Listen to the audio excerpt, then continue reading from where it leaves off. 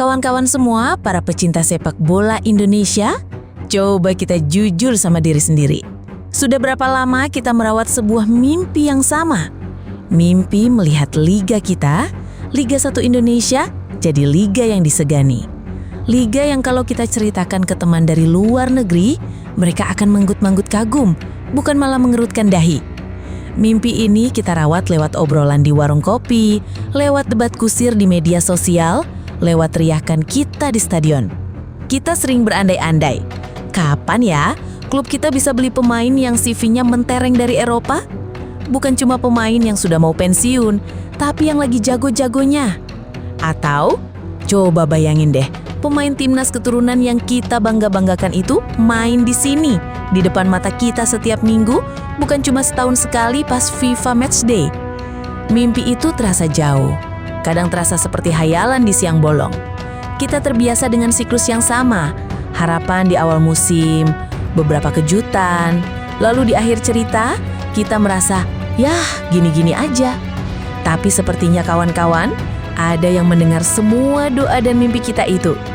Ada sebuah kekuatan besar di Kota Kembang, Bandung, yang memutuskan bahwa mimpi itu tidak boleh lagi hanya jadi hiasan tidur. Mimpi itu harus diwujudkan sekarang. Selamat datang kembali di Area 12. Hari ini, kita akan melakukan sesuatu yang spesial. Kita akan menyelam lebih dalam dari sekedar berita. Kita akan membedah sebuah dongeng modern yang sedang ditulis babak pertamanya oleh Persib Bandung. Dongeng tentang sebuah klub yang lelah menjadi raksasa yang tertidur dan memutuskan untuk bangkit, mengaum begitu keras sampai seluruh dunia menoleh. Gebrakan yang mereka lakukan bukan sekedar membeli pemain. Ini adalah sebuah deklarasi, sebuah pernyataan niat bahwa Persib Bandung tidak lagi puas hanya menjadi juara di kandang sendiri. Mereka ingin nama Persib Bandung bergema di panggung internasional. Caranya? Dengan mendatangkan 4 kesatria langsung dari benua biru Eropa. Bukan 1, bukan 2, tapi 4 sekaligus. Ini seperti cerita-cerita epik di mana seorang raja mengumpulkan para pahlawan terhebat dari seluruh penjuru negeri untuk sebuah misi besar. Ada Federico Barba, si tembok raksasa dari Italia yang tak kenal kompromi. Ada Tom Hai, sang jenderal lapangan yang otaknya lebih tajam dari pedang. Ada Eliano Reinders, si pangeran lincah yang membawa pesan dari kerajaan besar Eropa. Dan ada Andrew Jung, sang pemburu gol berdarah dingin dari Prancis. Dalam video super panjang kali ini, kita akan mengupas tuntas cerita di balik setiap pahlawan ini. Dari mana mereka berasal, apa saja pertempuran yang sudah mereka menangkan, dan bagaimana kedatangan mereka yang dipicu oleh sebuah bisikan sakti dari seorang bintang Manchester City akan mengubah takdir sepak bola Indonesia selamanya. Ini akan jadi perjalanan panjang, jadi pastikan posisi kalian nyaman. Mari kita mulai babak pertama dari dongeng luar biasa ini. Setiap kerajaan yang hebat, setiap istana yang megah, pasti punya satu hal yang sama. Tembok benteng yang mustahil ditembus. Tembok yang membuat rakyatnya merasa aman dan membuat musuh berpikir 2 kali sebelum menyerang. Dalam dongeng Persib ini, sang raja tahu betul mereka butuh tembok itu.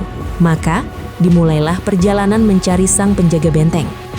Perjalanan itu membawa mereka ke Italia, negeri tempat seni bertahan diciptakan dan disempurnakan, negeri para gladiator. Dan di sana, mereka menemukan orang yang tepat.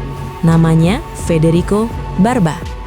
Cerita Barba ini bukan cerita pemain biasa. Dia lahir dan ditempa di salah satu akademi paling bergengsi di Italia, AS Roma.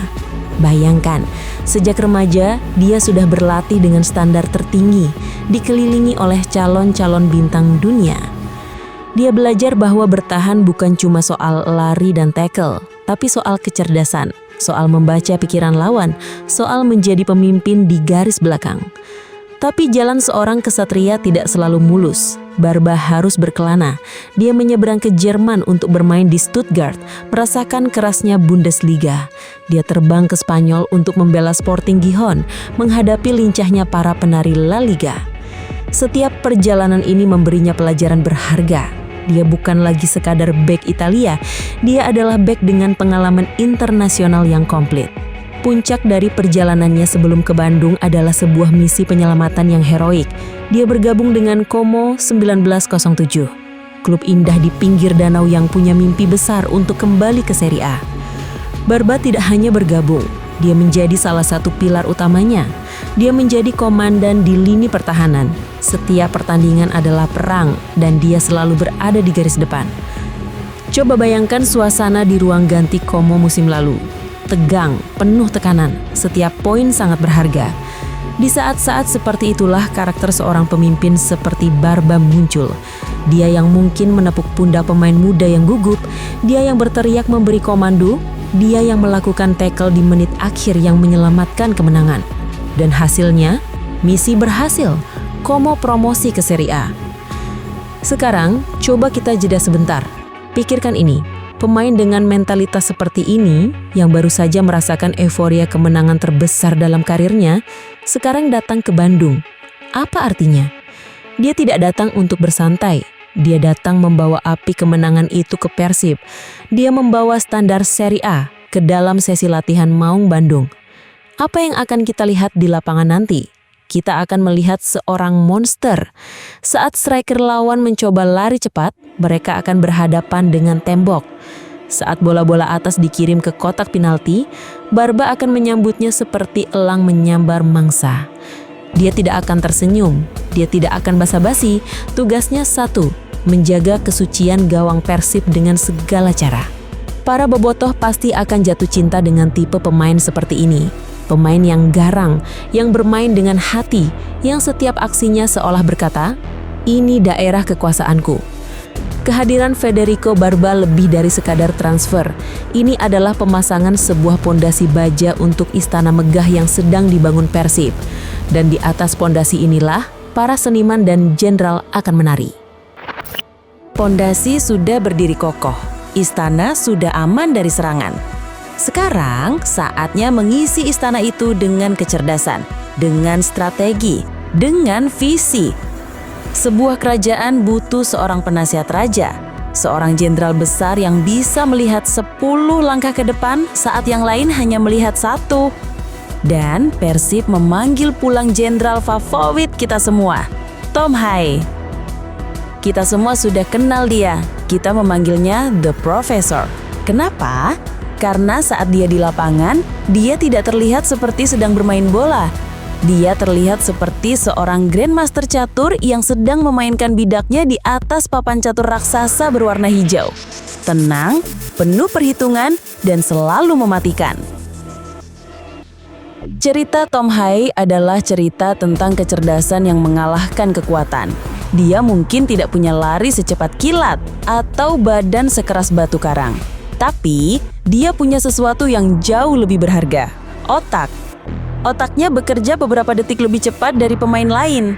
Saat pemain lain baru melihat ada teman yang kosong, bola dari kaki Tom Hai sudah meluncur ke sana. Dia ditempa di Eredivisie Belanda, sebuah liga yang terkenal melahirkan para pemikir sepak bola. Di sana, dia belajar bahwa penguasaan bola adalah segalanya. Bahwa satu umpan terobosan yang akurat lebih berharga dari 100 dribble tanpa tujuan. Dia menjadi maestro lini tengah, seorang deep playing playmaker, atau kalau bahasa gampangnya, sutradara yang mengatur semua adegan dari posisi terdalam. Sekarang, mari kita berimajinasi lebih liar. Bayangkan sebuah pertandingan Persib nanti. Bola ada di kaki Tom Hai di tengah lapangan. Waktu seolah berjalan lambat baginya. Di kepalanya, dia sudah memetakan semua kemungkinan. Oke. Beckham Putra mulai berlari di sisi kiri. Andrew Jong mencari ruang di antara dua bek. Bek kanan kita, Frans Putros siap overlap. Dia melihat semua ini dalam sekejap. Lalu dengan satu ayunan kaki yang elegan, swing! Dia mengirim umpan lambung melengkung sejauh 40 meter yang jatuh tepat di jalur lari Beckham Putra. Pertahanan lawan kocar-kacir. Satu umpan dari satu orang mengubah total situasi permainan. Itulah sihir Tom Hai. Dia akan menjadi jantung baru bagi permainan Persib. Dia akan memberikan ketenangan saat tim sedang diserang dan memberikan kejutan saat tim sedang menyerang. Mark Klok tidak akan lagi berjuang sendirian sebagai kreator. Dia akan punya partner berpikir yang selevel. Para pemain depan, mereka akan merasakan servis paling mewah sepanjang karir mereka. Tugas mereka jadi lebih simpel. Lari, cari posisi, dan bola ajaib dari sang jenderal akan datang. Dan ada lagi senjata rahasianya, bola mati. Saat Persib dapat tendangan bebas di dekat kotak penalti, itu bukan lagi sekadar peluang, tapi itu adalah sebuah ancaman level bahaya. Seluruh stadion akan menahan nafas. Tom Hai melangkah maju, menatap gawang, dan melepaskan tendangan melengkung yang melewati pagar betis. Itu akan menjadi salah satu pemandangan paling indah di Liga 1 musim depan. Dengan mendatangkan Tom Hai, Persib bukan cuma membeli sepasang kaki emas, mereka membeli sebuah otak sepak bola yang jenius. Mereka memastikan bahwa di tengah hiruk-pikuk pertempuran 11 lawan 11, mereka punya seorang jenderal yang tetap tenang dan bisa melihat jalan menuju kemenangan. Cerita kita berlanjut ke babak yang paling sinematik, paling dramatis, dan paling tidak terduga. Setelah mengamankan benteng dan jenderalnya, sang Raja Persib mencari sesuatu yang lain. Sesuatu yang membawa energi muda, kecepatan, dan sebuah nama besar. Mereka menemukan semua itu dalam diri seorang pangeran lincah dari Belanda, Eliano Reinders. Eliano adalah talenta yang luar biasa. Usianya masih muda, 24 tahun. Masa-masa emas seorang pesepak bola. Kecepatannya seperti angin, dribblenya lengket di kaki.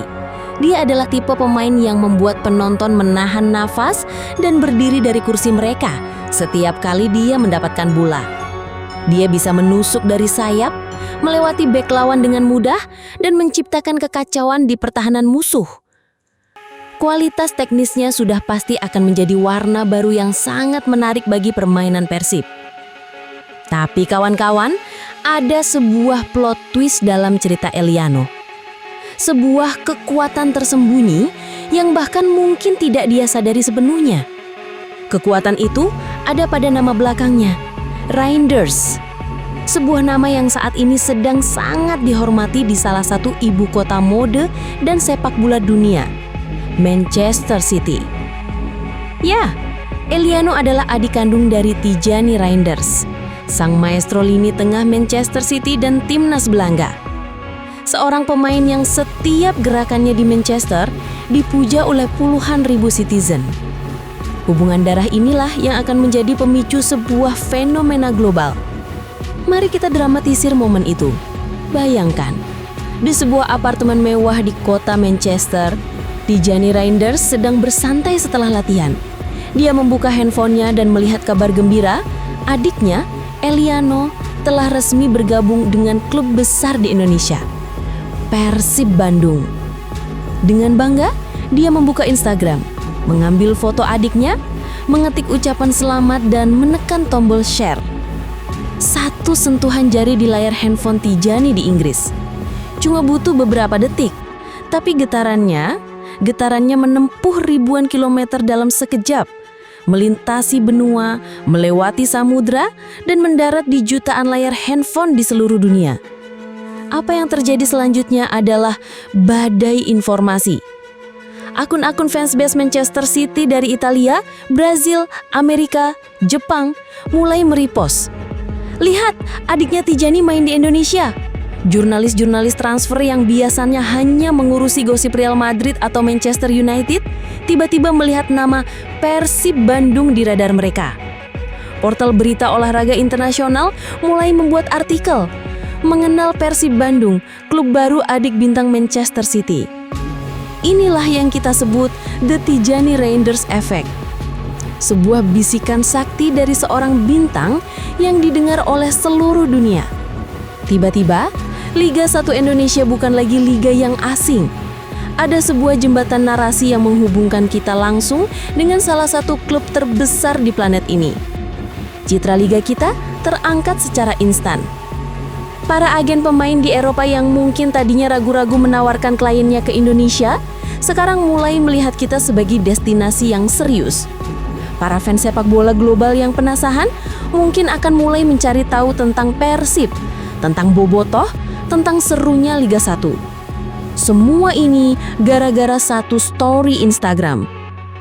Jadi, saat Persib merekrut Eliano Reinders, mereka tidak hanya mendapatkan seorang pemain sayap berkualitas. Mereka mendapatkan seorang duta, sebuah kunci pembuka pintu ke panggung dunia. Eliano datang membawa skillnya, dan nama belakangnya membawa sorotan kamera dari seluruh penjuru bumi. Sebuah langkah transfer yang jenius dari sisi sepak bola dan juga pemasaran. Tim impian kita hampir sempurna. Benteng sudah dijaga, permainan sudah diatur, kejutan dari sayap sudah disiapkan. Tapi, semua itu akan sia-sia tanpa adanya sang eksekutor terakhir. Seseorang yang tugasnya adalah memberikan pukulan final yang mematikan. Seseorang yang berdarah dingin di depan gawang, sang pemburu. Untuk peran ini, Persib pergi ke Yunani dan kembali dengan seorang predator dari Prancis, Andrew Jung. Namanya mungkin terdengar paling asing di antara 4 kesatria ini. Tapi, di dunia para striker, nama tidak penting. Yang penting adalah angka. Dan angka-angka gol Andrew Jung adalah bukti kualitasnya. Dia adalah tipe striker nomor 9 murni, target man klasik yang keberadaannya di kotak penalti selalu menjadi teror bagi para bek. Coba kita bedah karakter sang pemburu ini. Senjata utamanya adalah postur tubuhnya yang menjulang tinggi. Dia adalah menara pengawas di lini depan. Ini akan mengubah total cara Persib menyerang.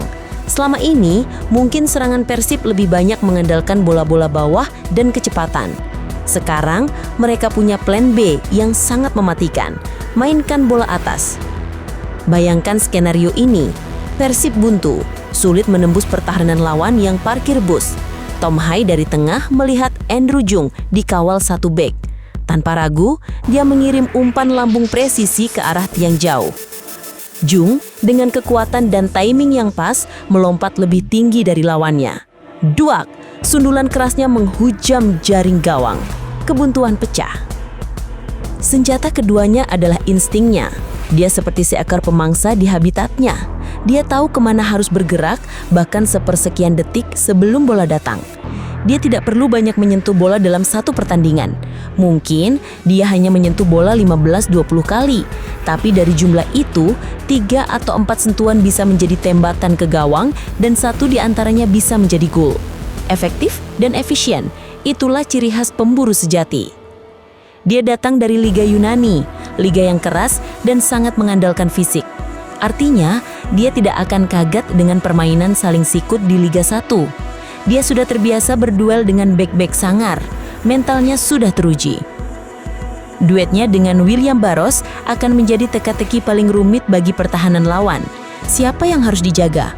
Menjaga William Barros yang lincah dan suka bergerak, atau menjaga Jung yang diam tapi mematikan di kotak penalti? Salah pilih penjagaan, gawang mereka akan jadi korban. Andrew Jung adalah kepingan puzzle terakhir. Dia adalah ujung tombak dari Trisula Maut. Dia adalah jawaban atas semua peluang yang tercipta. Dengan hadirnya sang pemburu, Istana Persib kini tidak hanya punya pertahanan kuat, tapi juga senjata pemungkas untuk menaklukkan kerajaan lawan. Kisah 4 kesatria ini tidak berhenti di perbatasan kota Bandung. Kedatangan mereka menciptakan riak yang menyebar ke seluruh Nusantara.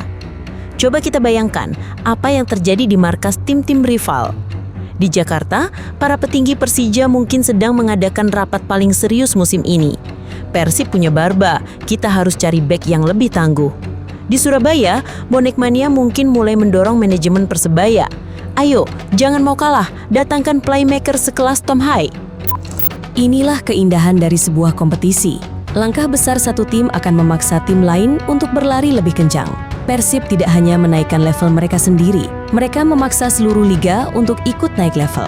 Ini akan memicu perlombaan senjata yang sehat. Semua tim akan berusaha mencari pemain yang lebih berkualitas. Hasil akhirnya, Liga 1 kita menjadi jauh lebih seru, lebih kompetitif, dan lebih enak ditonton.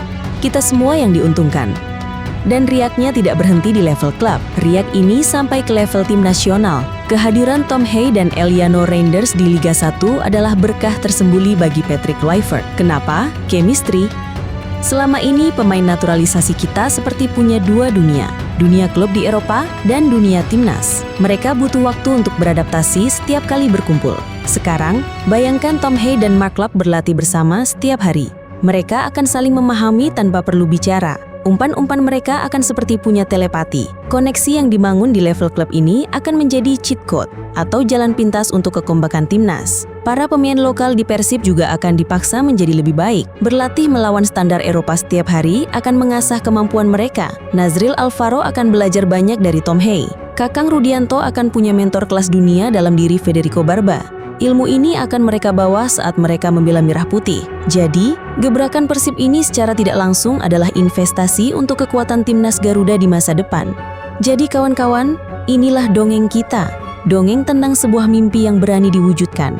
Cerita tentang Persib Bandung yang tidak lagi mau menunggu takdir, tapi memilih untuk menulis takdirnya sendiri. Mereka telah mengumpulkan 4 kesatria hebat, sang tembok, sang jenderal, sang pangeran, dan sang pemburu. Tapi kita harus ingat, ini bukanlah akhir dari cerita. Ini bahkan bukan pertengahan. Ini adalah halaman pertama dari sebuah babak baru. Sebuah legenda yang akan kita saksikan bersama penulisannya minggu demi minggu di atas rumput hijau stadion-stadion di Indonesia. Apakah tim impian ini akan langsung sukses? Apakah mereka akan menghadapi rintangan? Tentu saja, tidak ada kemenangan tanpa perjuangan. Tapi satu hal yang pasti, Persib telah menyalakan sebuah obor keberanian, obor ambisi, dan obor harapan. Harapan bahwa sepak bola Indonesia bisa dan pantas untuk menjadi lebih besar. Sekarang giliran saya bertanya pada kalian. Setelah mendengar cerita lengkap ini, bagaimana perasaan kalian? Apakah kalian merinding? Apakah kalian semakin tidak sabar menantikan musim baru? Dan menurut kalian, babak seperti apa yang akan mereka tulis selanjutnya? Tulis semua unek-unek, harapan dan prediksi kalian di kolom komentar. Mari kita jadikan kolom komentar sebagai tempat kita merayakan era baru ini bersama-sama. Jika kalian menikmati perjalanan cerita ini, sebuah apresiasi kecil berupa tombol like akan sangat berarti bagi kami. Bagikan video ini ke seluruh jagat media sosial kalian, biarkan semua orang tahu bahwa sesuatu yang besar sedang terjadi di sepak bola kita. Dan yang terpenting, subscribe dan nyalakan loncengnya, karena kalian tentu tidak mau ketinggalan kelanjutan dari dongeng epik ini. Kami, Area 12, terima kasih sudah menyimak sampai akhir. Ini bukan hanya tentang Persib, ini tentang kita, tentang mimpi kita. Mari kita kawal bersama. Sampai jumpa di babak selanjutnya.